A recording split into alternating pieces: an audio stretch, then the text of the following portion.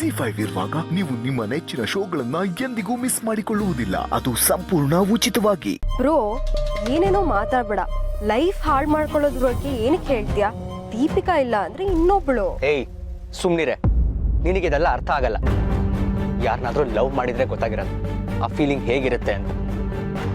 ಅಭಿ, ಅವ್ರ ಉದ್ದೇಶ ಅಷ್ಟೊಂದು ಕೆಟ್ಟಾಗಿರಲ್ಲ ಕಣಮ್ಮ. ಮುಂದೊಂದಿನ ದೀಪಿಕಾ ಜೊತೆ ನಿನ್ನ ಮದುವೆ ಮಾಡಿಸಿದ್ರು ಆಶ್ಚರ್ಯ ಏನೂ ಇಲ್ಲ. ಚೆನ್ನಾಗಿ ಹೇಳಿದ್ರಿ. ನನಗಂತೂ ಆ ಭರವಸೆ ಇಲ್ಲ. ಅವ್ರು ನನ್ನನ್ನು ಟಾರ್ಗೆಟ್ ಮಾಡ್ಕೊಂಡೇನೆ ಮದುವೆ ವಿಚಾರನ ಸೀರಿಯಸ್ ಆಗಿ ತಗೊಂಡ್ರದು. ಈಗ ನಾ ಏನಾದರೂ ಮಾಡಲೇಬೇಕು, ಸೀರಿಯಸ್ ಆಗಿ ಡಿಸಿಷನ್ ತಗೊಳ್ಳೇಬೇಕು. ಈಗ ನನ್ನ ಹತ್ರ ಇರೋದು ಎರಡೇ ದಾರಿ. ಒಂದು ಅವ್ರಿ ಮನೆ ಬಿಟ್ಟು ಹೋಗ್ಬೇಕು, ಇಲ್ಲ ನಾನೀ ಮನೆ ಬಿಟ್ಟು ಹೋಗ್ಬೇಕು. ಎರಡಲ್ಲ, ಯಾವುದೇ ಆದರೂ ನಂಗೆ ಲಾಭನೇ.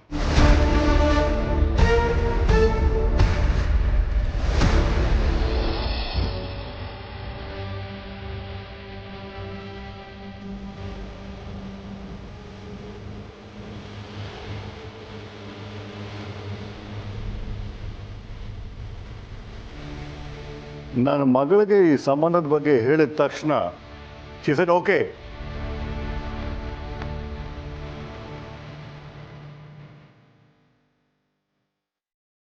ಆದ್ರೂ ಹುಡುಗಿ ಯಾಕೋ ಬೇಜಾರಲ್ಲಿರೋ ಹಾಗಿದೆ. ಹುಟ್ಟಿ ಬೆಳೆದ ಮನೆ ಅಲ್ವಾ, ಬಿಟ್ಟು ಹೋಗಕ್ಕೆ ಸ್ವಲ್ಪ ಬೇಜಾರು. ಅವಳಿಗೆ ಗುರುಬಲ ಜಾಸ್ತಿ ದಿನ ಇಲ್ಲ. ಅವಳು ಎಸ್ ಅಂದಿದ್ದಾಳೆ. ಅದಕ್ಕೆ ಹೆಣ್ಣು ನೋಡೋ ಶಾಸ್ತ್ರ ಬೇಗ ಮುಗಿಸಿ ಮದುವೆ ನಿಶ್ಚಯ ಮಾಡೋಣ. ಮದುವೆ ಅದು ಹೇಗೆ ನಿಶ್ಚಯ ಮಾಡ್ತೀಯೋ ನಾನು ನೋಡೇ ಬಿಡ್ತೀನಿ.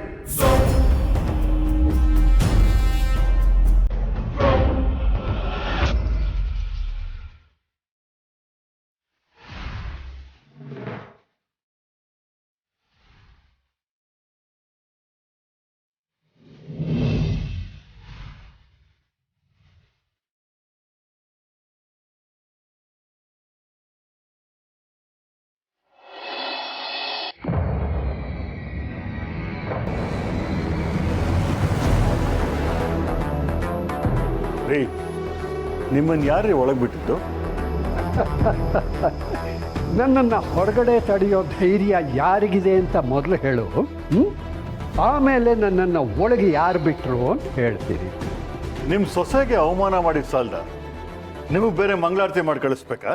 ಹೇ, ಈ ದತ್ತನಿಗೆ ಮಂಗಳಾರತಿ ಮಾಡಿ ಗೊತ್ತೇ ಹೊರತು ಮಾಡಿಸ್ಕೊಂಡು ಗೊತ್ತಿಲ್ಲ.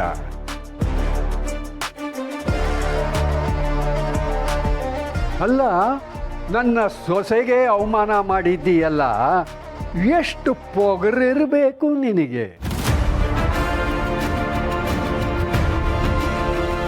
ತುಳಸಿ ಆಂಟಿ ಮಾವ. ರೀ, ಹಿರಿಯರು ಮನೆಗೆ ಬಂದಿದ್ದಾರೆ, ಕೂರಕ್ಕೆ ಹೇಳಿ. ನೀನು ಸುಮ್ಮನೆ ಇರು ವನಜ. ಇಂಥವ್ರನ್ನೆಲ್ಲ ಮನೆಯೊಳಗೆ ಬಿಟ್ಟಿದ್ದೆ ತಪ್ಪು. ಇದ್ರಲ್ಲಿ ಸತ್ಕಾರ ಬೇರೆ ಮಾಡ್ತಾರೆ. ನೆಗದು ಬೆತ್ತು. ನಾನೇನು ನಿನ್ನ ಸತ್ಕಾರ ತಗೊಳ್ಳೋದಕ್ಕೆ ಬಂದಿಲ್ಲ ಜರಾಸಂಧ. ರೀ, ನಾನು ಜನಾರ್ದನ. ಅದು ಶ್ರೀಕೃಷ್ಣ ಪರಮಾತ್ಮ, ನೀನಲ್ಲ. ನೀನು ಅಯೋಗ್ಯ ಅಂತ ಗೊತ್ತಿದ್ರೂ ಕೂಡ ನನ್ನ ಸೊಸೆ ಇಲ್ಲಿಗೆ ಮರ್ಯಾದೆಯಾಗಿ ಬಂದು ಹೆಣ್ಣನ್ನು ಕೇಳಿದ್ದಾಳೆ. ಆದ್ರೆ ನೀನು ಬಾಯಿಗೆ ಬಂದ ಹಾಗೆ ಮಾತಾಡಿ ಕಳಿಸಿದ್ದೀಯಲ್ಲೋ. ಮನೆಯಲ್ಲಿ ಒಂದು ಶುಭ ಕಾರ್ಯ ನಡೀತಿದೆ, ಇಲ್ಲಿ ಬಂದು ಹೀಗೆ ಮಾತಾಡೋದ? ನಿಮ್ಮ ಸೊಸೆ ನೋಡಿದ್ರೆ ಹಾಗೆ, ನೀವು ನೋಡಿದ್ರೆ ಹೀಗೆ. ನಿಮಗೆ ಸಂಸ್ಕಾರ ಅನ್ನೋದೇ ಇಲ್ವಾ? ಊರಿಗೆಲ್ಲ ಹೆಂಡ ಹಂಚಿ ಬದುಕ್ತಾ ಇರೋವನು ನೀನು. ಅದೆಷ್ಟು ಜನ ಹೆಣ್ಣು ಮಕ್ಕಳು ಪಾಪ ಕಣ್ಣೀರು ಹಾಕಿದ್ದಾರೋ ಏನೋ ನಿನ್ನಿಂದ.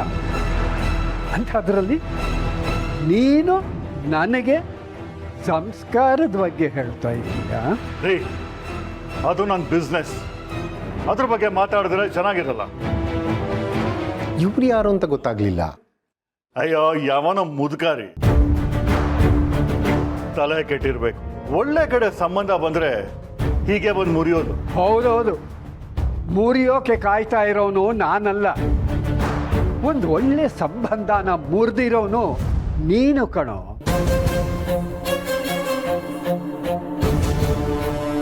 ಎಲ್ಲ ಗೊತ್ತಿದ್ದು ನಿನ್ನ ಮಗಳನ್ನ ಇನ್ನೊಬ್ಬರಿಗೆ ಕೊಟ್ಟು ಮದುವೆ ಮಾಡೋಕೆ ಹೊರಟಿದ್ದೀಯಲ್ಲ, ನೀನೊಬ್ಬ ಅಪ್ಪನ.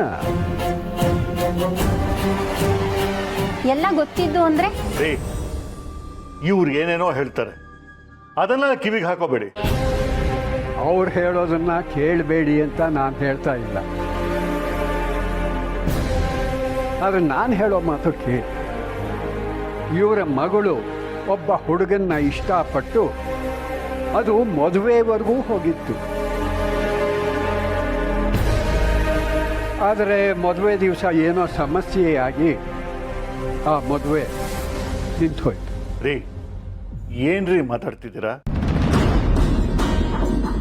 ಮದುವೆ ನಿಂತೋಗಿದ್ದು ಗಂಡಿನ ಕಡೆಯವ್ರು ಸರಿ ಇಲ್ಲ ಅಂತ ಅದನ್ನ ಹೇಳಿ. ಗಂಡಿನ ಕಡೆಯವರೇನೋ ಸರಿಯಾಗಿ ಇದ್ರು, ಆದರೆ ಮದುವೆ ನಿಂತಿದ್ದು ನಿನ್ನ ದುರಹಂಕಾರದಿಂದ.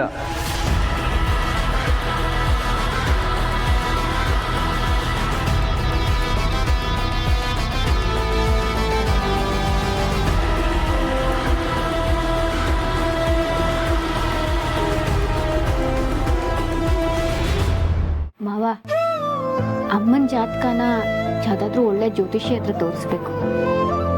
ಎಲ್ಲಿ ಹೋದ್ರು ಅವರೇ ಕೆಟ್ಟವರಾಗ್ತಿದ್ದಾರೆ.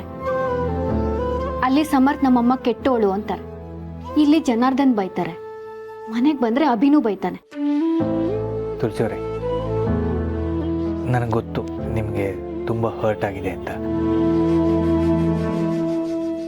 ಅಭಿ ಬಗ್ಗೆ ನಿಮಗೆ ಗೊತ್ತಲ್ಲ, ದಯವಿಟ್ಟು ಬೇಜಾರು ಮಾಡ್ಕೋಬೇಡಿ. ಅವನ ಪರವಾಗಿ ನಾನೇ ನಿಮ್ಗೆ ಕ್ಷಮೆ ಕೇಳ್ತೀನಿ. ಅಮ್ಮ, ಪಾಪ ನೀವು ಎಲ್ರಿಗೂ ಒಳ್ಳೇದು ಮಾಡಬೇಕು ಅಂತ ಹೋಗ್ತೀರಾ, ಕೊನೆಗೆ ನೀವೇ ಕೆಟ್ಟವರಾಗ್ತೀರಾ. ನಿಮ್ಮ ಕಾಳಜಿ ಯಾರಿಗೂ ಅರ್ಥ ಆಗ್ತಿಲ್ಲ ಅಂತ ನೋವಾಗ್ತಿದ್ಯಾ? ಅಲ್ಲ, ವನಜ ಅವರು ಫೋನ್ ಮಾಡಬೇಕಾಗಿತ್ತು, ರಾತ್ರಿ ಸ್ವಿಚ್ ಆಫ್ ಆಗಿತ್ತು. ಈಗ ನಾನು ಫೋನ್ ಮಾಡಿದ್ರೆ ಜನಾರ್ದನ್ ಅವ್ರು ಅಲ್ಲೇ ಇರ್ತಾರೋ ಏನೋ. ವನಜ ಫೋನ್ ತಗೋತಾರೋ ಇಲ್ವೋ? ಅಮ್ಮ, ನೀವು ಅದನ್ನ ಯೋಚನೆ ಮಾಡ್ತಿದ್ದೀರಾ? ನಿಮಗೆ ಬೇಜಾರಾಗಿಲ್ವಾ? ಯಾಕೆ? ಅಲ್ಲ ತುಳಸಿಯವರೇ, ಅಭಿ ಆಗಿ ಮಾತಾಡಿದ್ದಕ್ಕೆ ಅದಕ್ಕೆ ಬೇಜಾರು ಯಾಕೆ? ಸಂಸಾರ, ಮನೆ, ಸಂಬಂಧ ಆದ್ಮೇಲೆ ಒಂದು ಮಾತು ಬರುತ್ತೆ ಹೋಗುತ್ತೆ. ಈ ಮದುವೆ ಮಾಡಿಸ್ತೀನಿ ಅಂತ ಕ್ಷಣನೇ ನಂಗೆ ಗೊತ್ತಿತ್ತು. ಇದರಲ್ಲಿ ನೋವು, ಅವಮಾನ, ಕಷ್ಟ, ಕಣ್ಣೀರು ಏನ್ ಬೇಕಾದ್ರೂ ಬರ್ಬೋದು ಅಂತ. ಅದಕ್ಕೆಲ್ಲ ನಾನು ಖುಷಿಯಿಂದನೇ ತಯಾರಾಗಿದ್ದೀನಿ. ಇದೆಲ್ಲ ವಿಷಯನೇ ಅಲ್ಲ. ಅಭಿ ನಾನು ಏನೇ ಬೈದ್ರು ಅಮ್ಮ ಅಂತ ಕೂಗ್ದಂಗಾಗತ್ತೆ.